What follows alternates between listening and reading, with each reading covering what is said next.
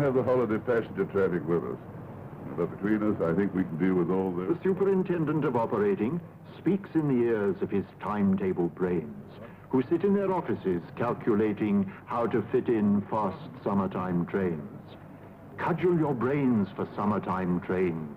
Draw in a train for the passengers waiting to hear cuckoos singing a Highland fling. Draw in a line for a non-stop to Edinburgh over the Tyne. And so the new service comes into its hour. The morning is June, the weather is fine. At King's Cross Depot of Motive Power, the drivers come in to sign on the line. Bob Marrable, top-link train driver, who's always a punctual arriver, wears boots, footplate size, has colour-light eyes, and engine oil in his saliva. Rolly Ruffle, his mate in the team, often sprays out his tonsils with steam and treats gravel rashes by damping down ashes and using the paste like cold cream.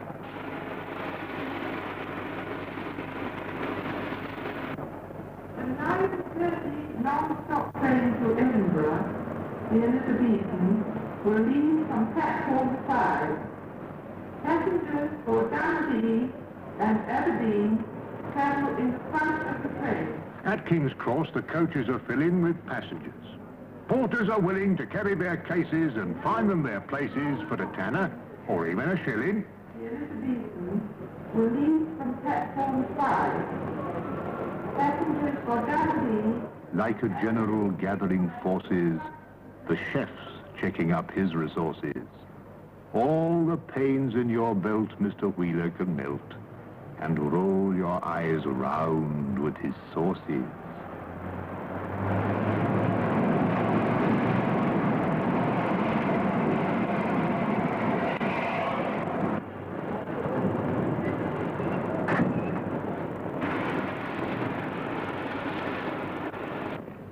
The Elizabethan, the 9:30 non-stop to Edinburgh at platform 5, is about to leave.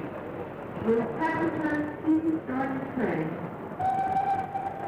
Though the guard may look calm and laconic, his obsession with time is quite chronic. But a punctual start binds the train to his heart. The relationship's purely platonic. At platform 5, the Elizabethan, a special express of the holiday season, summons its strength. And the time to depart marks an ending for some, but for many, a start.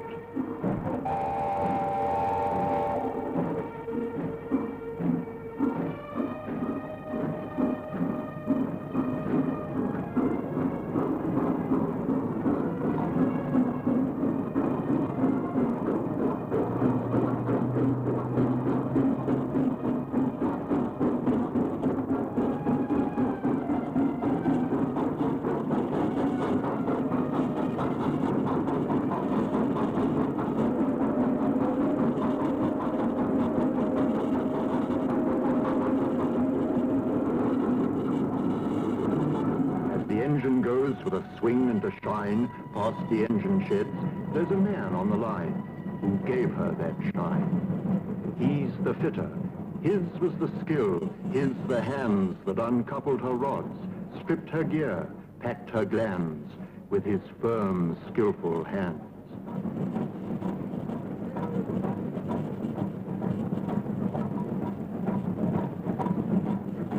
And the boy was one of that servicing crew who gave care and craft to each thread on each screw and made it fit true. They're the fitters, the men with the cunning to bring through each big end and piston, valve, spindle and spring, all that power and swing.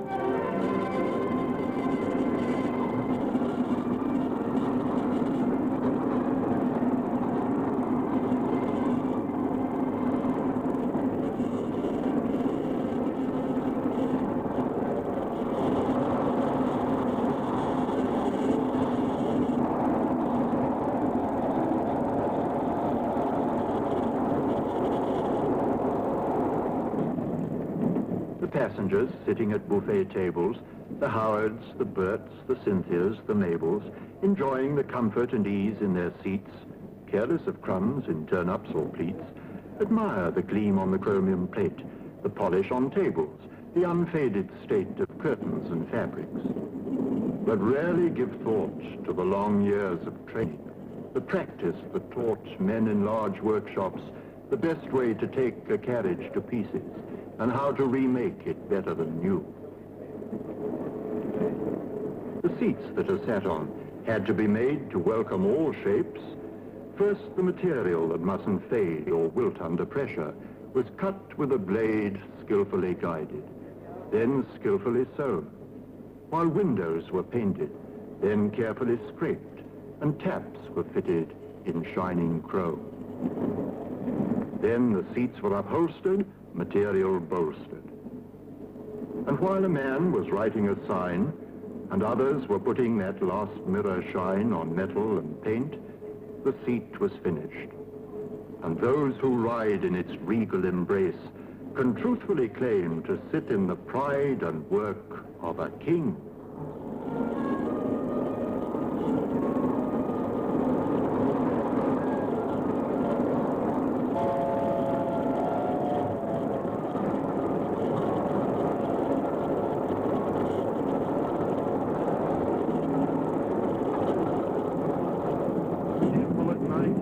As undisturbed as Robinson Crusoe by the train's motion, they swallow their meats.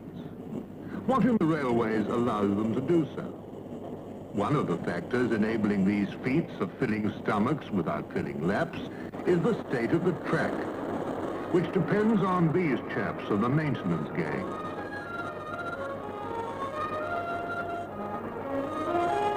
The chaps who see that the rails are tight in their several chairs,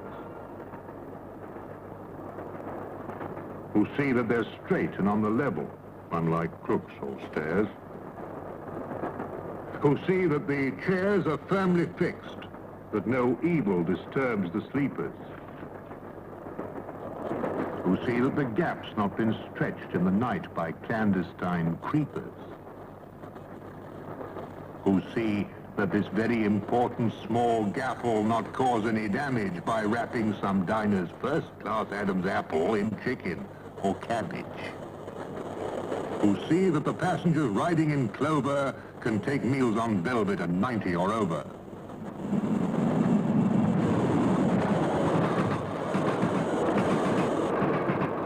While the side-slipping countryside changes to town, header, sweet speedwell, charter and gown, dreamlike in boxes, unseen watchful eyes, path-setting panel tell us no lies. Watch the trains passing, guide her with care, junction and crossing, points in a pair, with a turn of the wrist, the click of a switch, track circuit magic, bolt of the witch, out of York City and on to the north, past Durham, Newcastle, over Tweed to the Forth.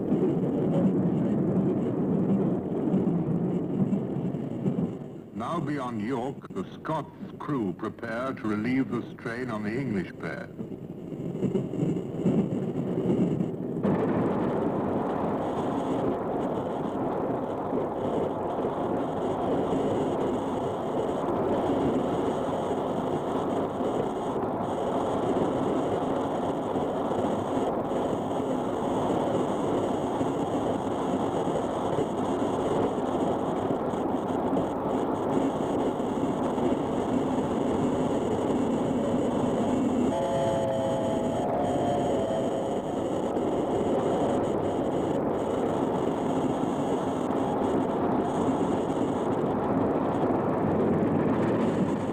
Nigel Gresley designed his A4 with the speed of a greyhound, the strength of a boar. But when he put fire in her stomach, he taught her to burn with a furious thirst for water. So when she approaches a water trough, watch Farman Mungo doing his stuff.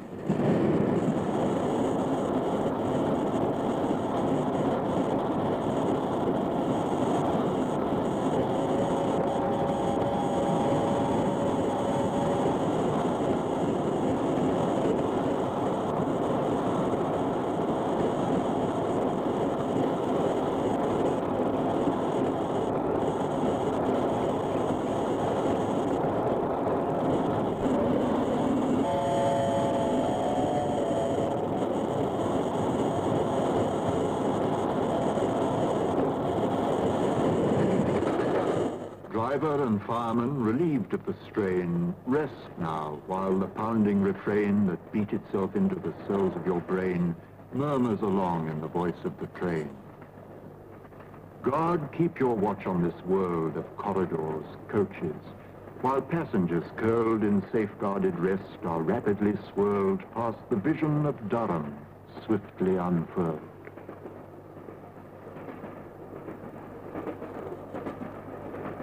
The Elizabethan goes driving onwards, while buffet attendants or restaurant stewards, performing their corridor service dance, try to anticipate passengers' wants, waltzing through coaches to serve in compartments, while signals are serving the train with clear distance.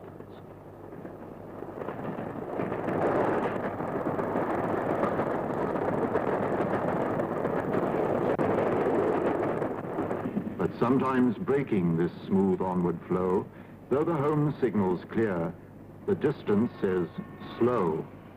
The regulator slams shut, and the cloud clamps on the brakes. The loud hiss of steam as the train seems to slow to the pace of a cloud breaks the afternoon task and disperses the dream.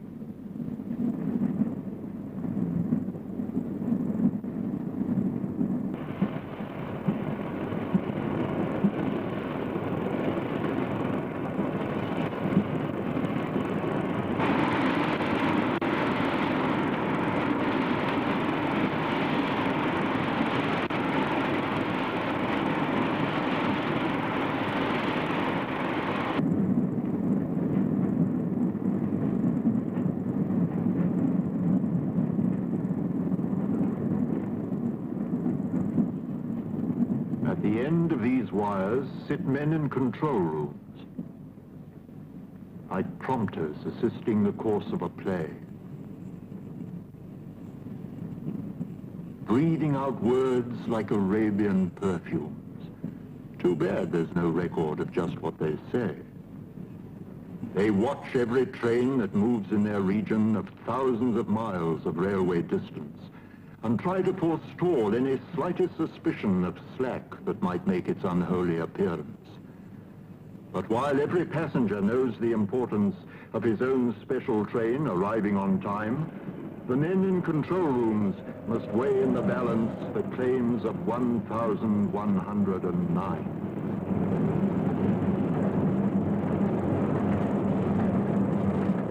The Elizabethans, a particular, special, never more smiled upon non-stop train. Nothing must stop her. The order's official, and lateness could cause operational pain. And at last, the ultimate cause of the slack over the hills far away up the line is clear. And the train picks up speed on the track through Newcastle City and over the Tyne.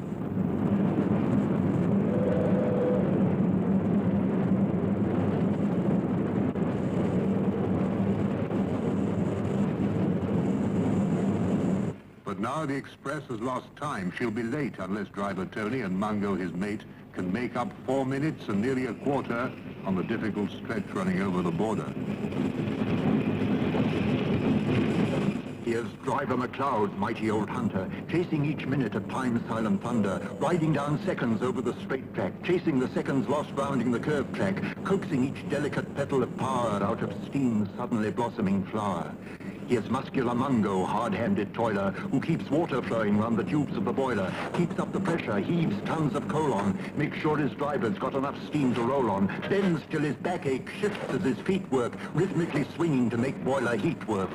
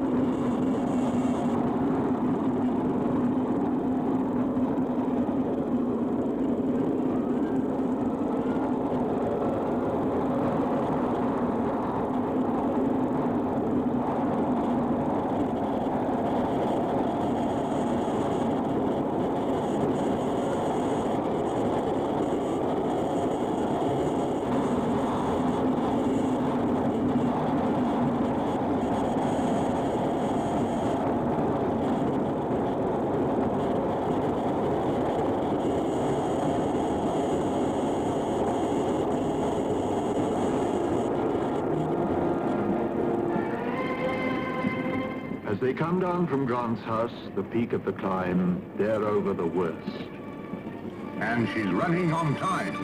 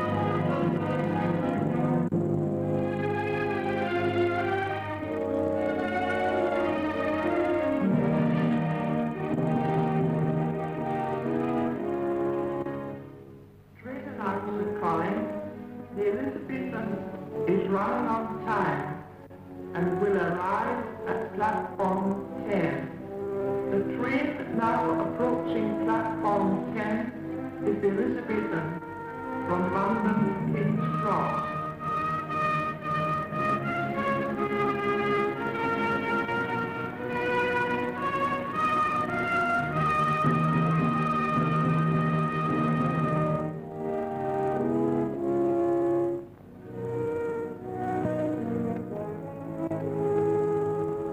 Mr. Arnott of Waverley Station has a very high sense of occasion.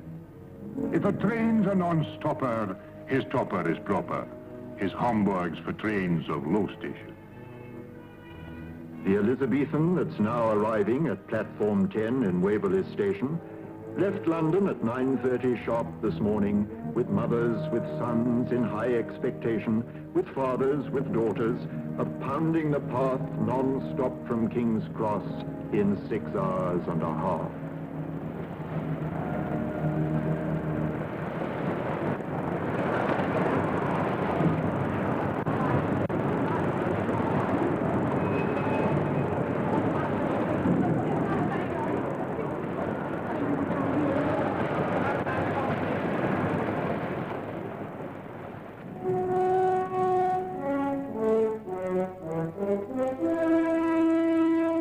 Here Edinburgh stands on its rock by the Forth, singing its welcome to those who come north, where the clans and the heather have fashioned a reason to mingle their blooms in a festival season.